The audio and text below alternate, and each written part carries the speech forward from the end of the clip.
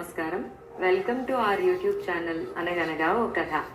మంచి కథలు వినడానికి మా ఛానల్ని తప్పకుండా సబ్స్క్రైబ్ చేయండి. అలాగే మీ ఫ్రెండ్స్ అండ్ ఫ్యామిలీకి షేర్ చేయండి. ఇవాల్టి మన చందమామ కథ పేరు సరి అయిన విచారణ.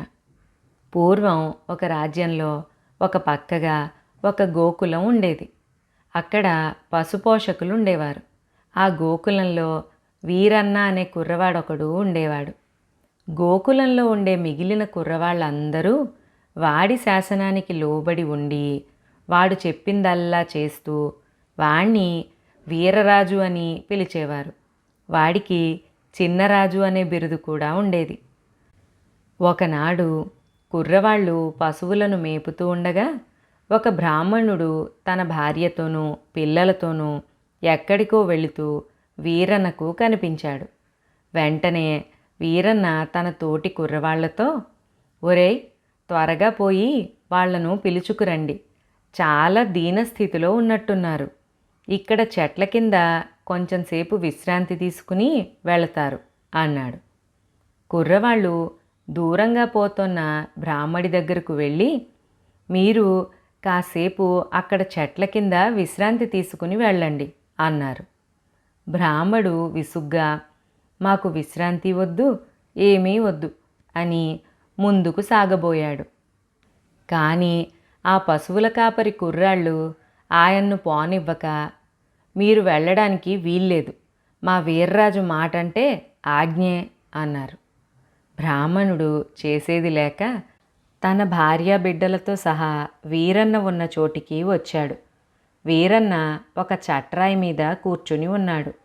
బ్రాహ్మణ కుటుంబం దగ్గరికి రాగానే అతను చప్పున లేచి నిలబడి నమస్కారం చేసి అందరినీ కూర్చోమని, అయ్యా, మీరు దూర ప్రయాణం మీద వెళుతున్నట్టున్నారు. మీ ముఖాలు చూస్తే మీకేదో కష్టం వచ్చినట్టు కనపడుతోంది. మా వల్ల సహాయం కావలిస్తే చెప్పండి, చేతనైతే చేస్తాం అని బ్రాహ్మణుడితో అన్నాడు. బ్రాహ్మణుడు వీరన్నతో, నువ్వు ఊహించింది నిజమే నాయనా. ఈ రాజ్యంలో న్యాయము ధర్మము నశించాయి. అందుచేత ఇక్కడున్నదంతా విడిచిపెట్టి దేశాంతరం పోతున్నాం అని తన కథ ఈ విధంగా చెప్పాడు. ఆ బ్రాహ్మణుడు ఒక పండితుడు. ఉన్న గ్రామంలోనే దొరికినంత ఆర్జిస్తూ ఉన్నదానితోనే సరిపెట్టుకుంటూ సామాన్య జీవితం గడుపుతూ వస్తున్నాడు.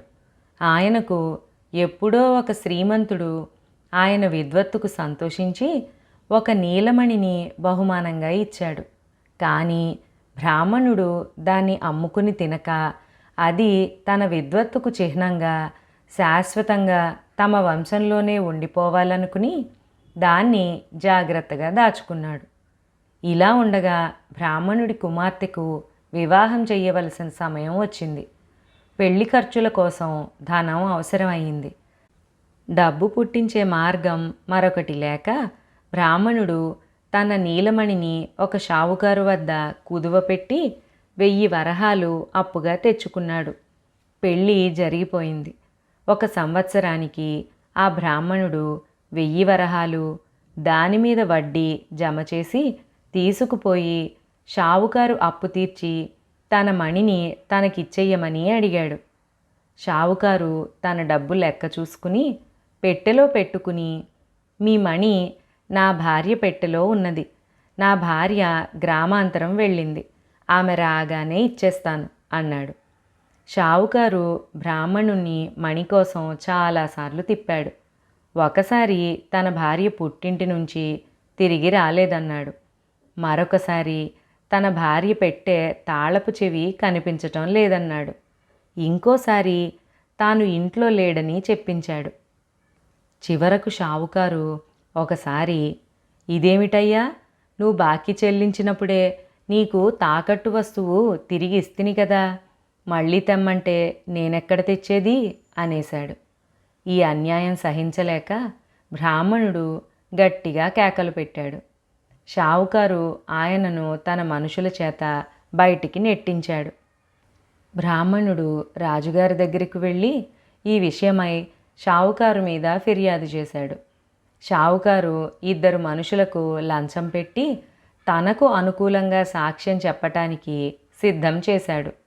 ఆ సాక్షులు రాజుగారి ఎదుట సాక్ష్యమిస్తూ బ్రాహ్మణుడు అప్పు తీర్చి నీలమణి తీసుకుని వెళ్ళిపోవటం తాము కళ్ళారా చూశామని చెప్పారు. రాజుగారు బ్రాహ్మణుడి ఫిర్యాదును కొట్టివేయటమేగాక అలాంటి దురాశ పనికిరాదని, పరువు మర్యాదలు గల షావుకార్లకు ద్రోహం ఆరోపించటం చాలా పెద్ద నేరమని, పేరు ప్రతిష్టలు గల బ్రాహ్మణుడు అయినందున శిక్షించకుండా వదిలేస్తున్నానని అన్నాడు. తనకు న్యాయం జరగకపోగా అవమానం కూడా పొందిన బ్రాహ్మణుడికి ఇక ఆ రాజ్యంలో ఉండాలని అనిపించలేదు. అందుచేత ఆయన తన ఇల్లు వాకిలి వదిలి దేశాంతరం వెళ్ళిపోతున్నాడు. బ్రాహ్మణుడి కథ అంతా విన్న వీరన్న, పండితుడా, నీకు ఈ దేశంలోనే న్యాయం జరిగేటట్టుగా నేను చూస్తాను. మీరంతా దేశాంతరం వెళ్ళవద్దు. మీకు అన్ని సదుపాయాలు నేను సమకూర్చుతాను అంటూ తన తోటి కుర్రవాళ్లకు పనులు చెప్పాడు.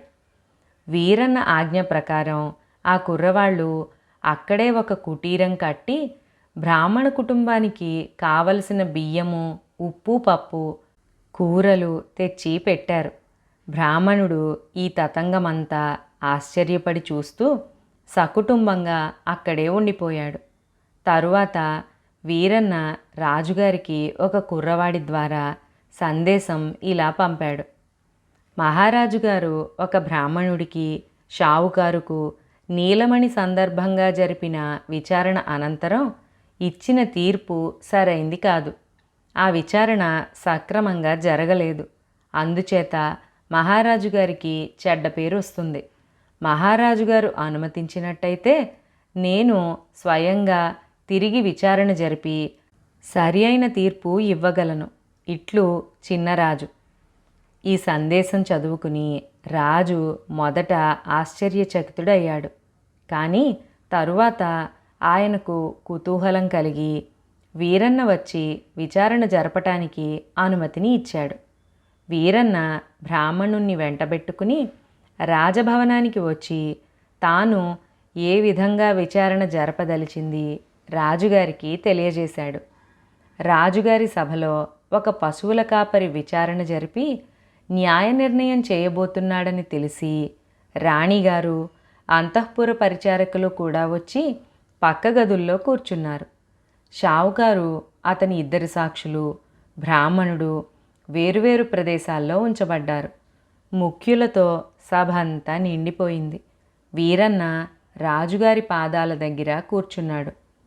మొదట బ్రాహ్మణుడు వచ్చి తన కథంతా సభవారికి చెప్పుకున్నాడు.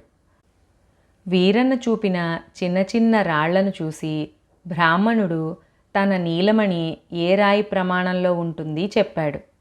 అక్కడ ఉన్న రకరకాల నీలం రంగు గుడ్డపేలికలలో తన మణి ఏ పేలిక రంగులో ఉండేది కూడా చూపించాడు. తరువాత షావుకారొచ్చి బ్రాహ్మణుడు తన వద్ద ఉంచిన మణి ప్రమాణాన్ని, రంగును బ్రాహ్మణుడు చెప్పిన ప్రకారమే సూచించాడు. వాళ్ళిద్దరూ చెప్పిన విషయాలలో తేడా ఏమంటే, బ్రాహ్మణుడు తనకు మణి తిరిగి రాలేదని, తాను మణిని తాకట్టు పెట్టినప్పుడు కానీ, డబ్బు చెల్లించినప్పుడు కానీ అక్కడ ఎవ్వరూ లేరని అన్నాడు. షావుకారు తాను మణి తిరిగి ఇచ్చిన సమయంలో ఇద్దరు మనుషులు అక్కడ ఉన్నారన్నాడు. మొదటి సాక్షిని రప్పించి ప్రశ్నించాడు వీరన్న. తాను 500 వరహాలు అప్పు కావలసి షావుకారు దగ్గరకు వచ్చానని, బ్రాహ్మణుడు బాకీ తీర్చిన డబ్బు నుంచే షావుకారు తనకు డబ్బిచ్చాడని ఈ సాక్షి చెప్పాడు. తాను షావుకారు దగ్గరికి వెళ్ళేసరికి రెండో సాక్షి అక్కడ లేడని, వాడు తర్వాత వచ్చాడని అన్నాడు. షావుకారు నీలమణిని పసుపచ్చని పట్టుగుడ్డలో కట్టి ఇచ్చాడని, బ్రాహ్మణుడు దాన్ని తన బొడ్లో దోపుకున్నాడని అన్నాడు. అయితే ఈ సాక్షి మణి ఏ ప్రమాణంలో ఉండేది, ఏ రంగులో ఉండేది సరిగ్గా చెప్పలేకపోయాడు. తరువాత రెండో సాక్షిని పిలిపించి వీరన్న ప్రశ్నించాడు. రెండో సాక్షి చెప్పింది మొదటివాడు చెప్పిన దానికి పొంతన లేదు. బ్రాహ్మణుడు రావటం తాను అక్కడుండగానే జరిగిందన్నాడు ఈ సాక్షి. నీలమణి ప్రమాణాన్ని మరొక రకంగా చెప్పాడు. వీరన్న సాక్షిని పంపేసి రాజుతో, చూసారా మహారాజా, వీళ్ళిద్దరూ దొంగ సాక్షులు. షావుకారు దొంగ సాక్ష్యం ఎందుకు తెచ్చాడో తమరు బయటికి తీసినట్టయితే ఈ విచారణ పూర్తయి న్యాయం జరుగుతుంది. షావుకారు నిజం చెప్పకపోయినట్టయితే అతని భార్యను పిలిచి ఆమె పుట్టింటికి వెళ్ళింది లేంది, ఎప్పుడు వెళ్ళింది, ఎప్పుడు తిరిగి వచ్చింది, నీలమణి ఆమె పెట్టిలో ఉన్నది లేనిది, ఆమె పెట్టె తాళం చెవి పోయింది లేనిది అన్నీ విచారణ చేయవచ్చు అన్నాడు. విచారణ అనేది ఎంత పరిశీలనగా చెయ్యొచ్చో రాజుకు అర్థమైంది.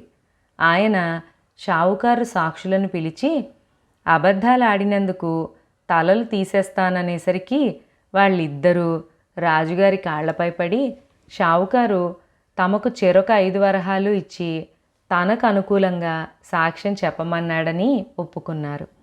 ఇక తన సాక్షులు నిజం బయట పెట్టాక షావుకారు కూడా నేరం ఒప్పుకోక తప్పలేదు. ఆయన భటుల వెంట ఇంటికి వెళ్ళి నీలమణిని, రాజుగారు విధించిన పరిహారం సొమ్మును తెచ్చి బ్రాహ్మణుడికి ఇచ్చుకున్నాడు. తర్వాత రాజుగారు షావుకారుకు, అతని సాక్షులకు కారాగృహవాస శిక్ష విధించాడు. రాజుగారు వీరన్న శక్తియుక్తులను ఎంతగానో శ్లాఘించాడు. అప్పుడు బ్రాహ్మణుడు వీరన్న చెయ్యి చూసి, మహారాజా, ఈ కుర్రవాడి చేతిలో రాజలక్షణాలు కొన్నున్నాయి.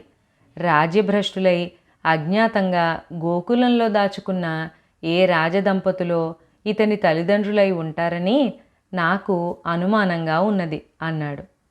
పక్క గదిలో నుంచి ఈ మాటలు విన్న రాణి మూర్ఛపోయింది. ఆమెకు ఉపచారాలు చేసి మూర్ఛ తెలిసేటట్టు చేశారు. తరువాత రాజామెను ఏమైంది అని అడిగాడు. రాణి రాజుగారి వద్ద ముందుగా అభయం పొంది తన రహస్యం బయటపెట్టింది. రాజు నల్లటివాడు, రాణి తెల్లటి తెలుపు.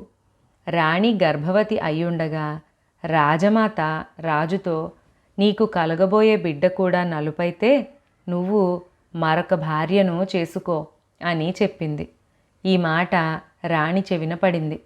తనకు నల్లని బిడ్డ పుడితే తన జీవితానికి భవిష్యత్తు ఉండదని ఆమె గ్రహించి, అలా జరిగిన పక్షంలో ఆ బిడ్డను మార్చటానికి తన పరిచారికతో ముందుగానే ఏర్పాటు చేసింది. రాణికి ప్రసవం అయ్యే సమయంలోనే ఆడమనిషి ఒకతే గోకులంలోని తెల్లని పిల్లవాణ్ణి కన్నది. దురదృష్టవశాన రాణికి నల్లని కొడుకే కలిగాడు. రాణి పరిచారిక చాలా నేర్పుగా ఆ బిడ్డలను మార్చివేసింది. అలా మారి గోకులంలో పెరిగిన బిడ్డే వీరన్న. రాణి చెప్పిన కథ తేలిగ్గా రుజువైంది. రాజుగారు తన కొడుకనుకుని పెంచుకుంటున్నవాడు మందబుద్ధి. రాజు వీరన్నను సంతోషంగా స్వీకరించి అతను తన కొడుకేనని బహిరంగంగా ప్రకటించాడు. ఇక్కడితో ఈ కథ సుఖాంతం. మరొక మంచి కథలో మళ్ళీ కలుసుకుందాం. అంతవరకు సెలవు.